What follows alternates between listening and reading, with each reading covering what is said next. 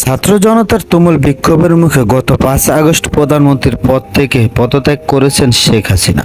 এরপর সামরিক বিমানে চড়ে ভারত পালিয়ে যান। পদত্যাগ দেশ ত্যাগের পর অবশেষে শেখ হাসিনার প্রথম কোনো বক্তব্য প্রকাশ এলো। ভারতীয় সংবাদ মাধ্যম দ্য প্রিন্টের খবরে বলা হয়েছে, আওয়ামী লীগ নেতাকর্মী ও সমর্থকদের উদ্দেশ্যে বার্তা পাঠিয়েছেন শেখ হাসিনা। সেই বার্তায় তিনি বলেছেন, যুক্তরাষ্ট্রকে সেন্ট মার্টিন ও বঙ্গোপসাগর দিলে আমি এখনও ক্ষমতা থাকতে পারতাম। হাসিনার পাঠানো বিবৃতিতে বলা হয়েছে, আমি পদত্যাগ করেছি কারণ লাশের মিছিল আমি দেখতে চাই। তারা শিক্ষার্থীদের লাশের উপর দিয়ে ক্ষমতা আসতে চেয়েছিল, কিন্তু আমি তার অনুমতি দেইনি। শেখ হাসিনা আরও বলেছেন, আমি এখনও দেশে থাকলে আরও অনেক প্রাণ হারাতো, আরও অনেক সম্পদ নষ্ট হতো। এছাড়া বার্তায় কর্মীদের উদ্দেশ্যে শেখ হাসিনা বলেন, ইনশাল্লাহ শীঘ্রই আমি দেশে ফিরছি। এই পরাজয় আমার, কিন্তু এই বিজয় জনগণের।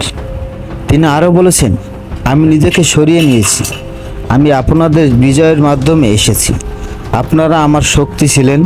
এরপর আপনারা আমায় চাননি, আমি সরে গিয়েছি এবং পদত্যাগ করেছি। শেখ হাসিনা আরও বলেন, আমার কর্মীরা যেখানে যারা আছেন, কেউ মনোবল হারাবেন না। আওয়ামী লীগ আবার দাঁড়িয়ে উঠবে। এছাড়া আমার ভাষণ বিকৃত করা হয়েছে বলে অভিযোগ করেছেন শেখ হাসিনা। তিনি বলেছেন, আমি আমার তরুণ শিক্ষার্থীদের আবারও বলতে চাই, আমি কখনোই তোমাদের রাজাকার বলিনি। আমার কথা বিকৃত করা হয়েছে। তোমাদের কাছে আমার দাবি রইল, তোমরা ভালো করে আমার ভাষণটি করে শুনে নিও, তারপরে বুঝতে পারবে আমি কোন কথা বলেছি।